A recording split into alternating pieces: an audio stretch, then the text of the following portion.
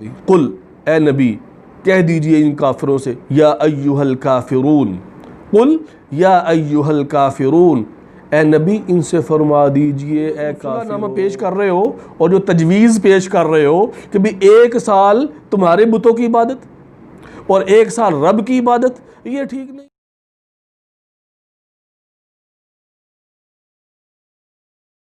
اعوذ باللہ من الشیطان الرجیم، بسم اللہ الرحمن الرحیم۔ قل یا ایہا الکافرون لا اعبد ما تعبدون ولا انتم عابدون ما اعبد ولا انا عابد ما عبدتم ولا انتم عابدون ما اعبد لکم دینکم ولی دین۔ صدق اللہ العظیم۔ سورہ کافرون آپ کے سامنے تلاوت کی گئی۔ سورہ کافرون کے بارے میں 3 چیزیں عرض کرنا چاہتا ہوں کہ سورہ کافرون کی ایک ہے شان نزول، اور ایک ہے اس کا ترجمہ اور تفسیر، اور دوسری چیز اس کے فضائل اور خواص، اس کی فضیلت کیا ہے۔ حضور نبی کریم صلی اللہ علیہ وسلم نے اس کی فضیلت کے اندر ارشاد فرمایا کہ رات کو سونے سے پہلے جو اس کو پڑھتا ہے اللہ اس کی حفاظت فرماتے ہیں، اور فرمایا کہ جو شخص جس کا مال کم ہو تو وہ اس سورت کو پڑھے۔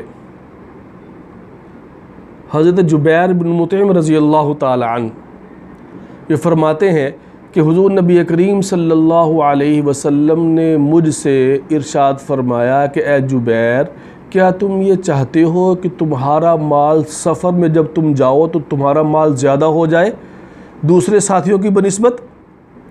یا رسول اللہ ضرور۔ تو آپ نے فرمایا کہ پھر آخری 5 صورتیں، سورہ اذا جاء نصر اللہ اور قل یا ایہا الکافرون، سورہ نصر اذا جاء نصر اللہ اور قل هو اللہ، اور سورہ فلق اور سورہ ناس، یعنی سورہ کافرون، سورہ نصر، سورہ اخلاص، سورہ فلق اور سورہ ناس، 5 صورتیں۔ فرمایا یہ پڑھا کرو۔ جبیر بن مطعم رضی اللہ تعالیٰ عنہ فرماتے کہ میں نے ان کو پڑھنا شروع کر دیا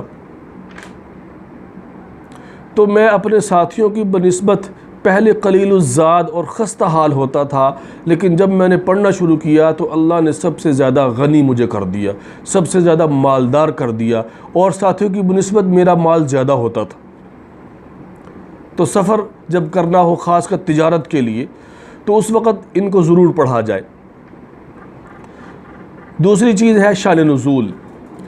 ولید بن مغیرہ اور عاص بن وائل یہ حضور نبی کریم صلی اللہ علیہ وسلم کے پاس اور کچھ کفار کے کچھ اور سردار بھی نبی علیہ السلام کے پاس حاضر ہوئے اور عرض کی، اے نبی، اے محمد کہہ دیجئے صلی اللہ علیہ وسلم، ہو سکتا ہے کہ یہ 1 مرتبہ پڑھنا ہی ہمارے کام آ جائے قیامت کے دن پہ، درود پڑھا کریں۔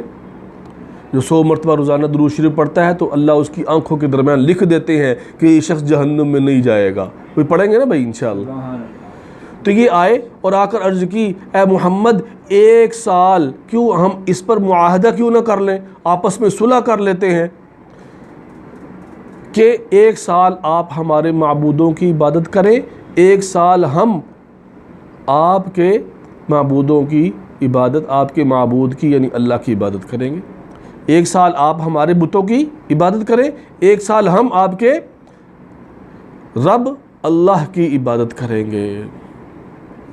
ظاہر ہے کہ یہ تو توحید کے خلاف ہے، شرک کی آمیزش یہ اللہ کو پسند نہیں، شرک ایسا گناہ ہے جو اللہ کو پسند نہیں۔ تو اللہ کے نبی نے پر یہ آیتیں اللہ نے اتار دی۔ قل اے نبی کہہ دیجئے ان کافروں سے یا ایہا الکافرون، قل یا ایہا الکافرون، اے نبی ان سے فرما دیجئے اے کافرو لا اعبد ما تعبدون، میں پرستش نہیں کرتا، میں عبادت نہیں کرتا ان بتوں کی جن کی تم کرتے ہو. ولا انتم عابدون ما اعبد، اور نہ تم پرستش کرتے ہو ان کی جن کی میں، یعنی میرے رب کی، جس کی میں عبادت کرتا ہوں، یعنی رب کی، اللہ کی. ولا انا عابد ما عبدتم، اور نہ میں عبادت کروں گا ان بتوں کی جن کی تم کرتے ہو. ولا انا عابد ما عبدتم ولا انتم عابدون ما اعبد، اور نہ میں، یعنی زمانہ استقبال کے لیے ڈبل آیا یہاں پر، ایک میں حال مراد ہے، ایک میں استقبال مراد ہے. ولا انتم عابدون ما اعبد، اور نہ تم عبادت کرنے والے ہو اس کی کہ جس کی، یعنی اللہ کی تم عبادت کرنے والے نہیں ہو، یعنی تم نہیں کرو گے. ولا انتم عابدون ما اعبد، جس رب کی میں عبادت کرتا ہوں. لکم دینکم ولی دین، تمہارا بدلہ، تمہیں تمہارے کیے کا بدلہ ملے گا اور مجھے میرے کیے کا. لکم دینکم ولی دین، لفظی ترجمہ ہے تمہارے لیے تمہارا دین ہے، میرے لیے میرا دین ہے. اس کے اندر بتا دیا کہ شرک اللہ کو پسند نہیں ہے، خالص اللہ کی عبادت، خالص اللہ کی عبادت. مشرکین کیا کرتے تھے کہ جب کوئی مشکل کے اندر پھنس جاتے تھے نا، تو اس وقت دعوا اللہ مخلصین لہ الدین، پھر اللہ ہی کو پکارتے تھے مخلص ہو کر. لئن انجانا من ہذہ لنکونن من الشاکرین، غالباً 11ویں پارے میں اللہ فرما رہے کہ کہتے تھے یا اللہ اس دفعہ اگر تو ہمیں نجات دے دے نا، پھر ہم ضرور شکر کرنے والے بن جائیں گے، اب تیری ہی عبادت بس کریں گے. تو جب مشکل پڑتی تھی تو پھر اپنے معبودوں کو چھوڑ کر اللہ کو بلاتے تھے. فَإِذَا رَكِبُوا فِي الْفُلْكِ دَعَوُا اللَّهَ مُخْلِصِينَ لَهُ الدِّينَ فَلَمَّا نَجَّاهُمْ إِلَى الْبَرِّ فَمِنْهُمْ مُقْتَصِدٌ، جب خشکی سے خشکی طرف اللہ لے آئے، نجات دے دی، تو پھر وہی کام شروع کر دیا. وَمَا يَجْحَدُ بِآيَاتِنَا إِلَّا كُلُّ خَطَّارٍ كَفُورٍ.